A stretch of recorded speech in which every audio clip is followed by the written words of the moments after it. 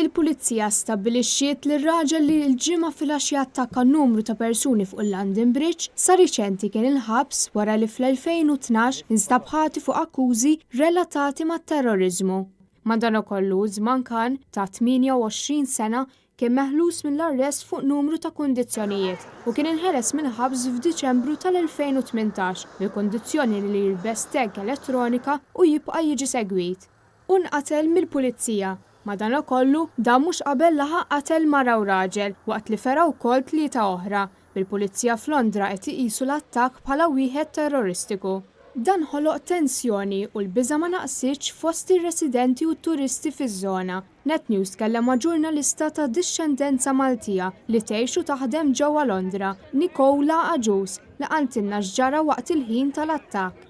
Just before I went into a meeting with my manager, there was a notification. We've got a push notification on the computers saying there had been an incident on London Bridge, but we didn't know what that was. It could have been a car crash. We wasn't sure. We couldn't see much from the window.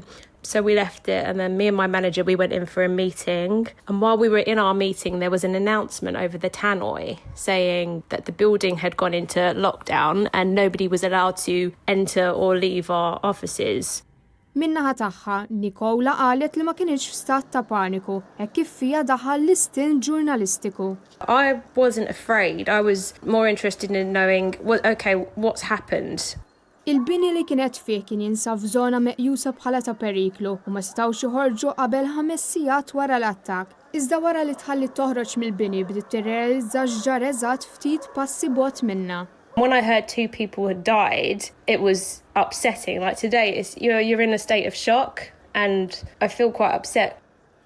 Iżda wara kollox tirrealizza li setet kienet hi ir-raba jew ħbieb tagħha fost dawk feruti jew mejta. When you heard that 2 people had died, you just think that so could have easily have been me, it could have been my sister, it could have been my cousin, and that thought terrifies you. Madankollu dan l-attakk ma ġelix iħossa beżana.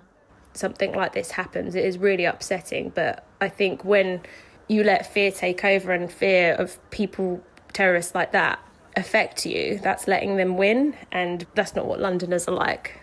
Bħala komunità f'Londra f'mumenti bħal dawn in-nies iktar jingħaqdu flimkien. We're focusing on how heroic the members of the public were and how heroic the police are. Like, they're incredible. They're so brave.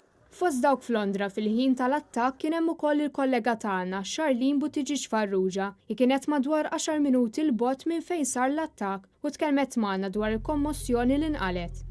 Kien hemm kommozzjoni kbira. Il-foresti tal-pulizija dejjem minn kull imkien. It-traffic staġnat. In-nies bdew naħseb jiġu iktar in-naħa tagħna x'kien hemm ħafna nies qed imexxuha min-naħa tagħna fejn konna din aħna. U anke fil-ħwienet ġifieri deru n-nies ħadd ma kien komdu għax ma tafx istik għall-ħaras qatt xi bomba at any time. Qed tifhem?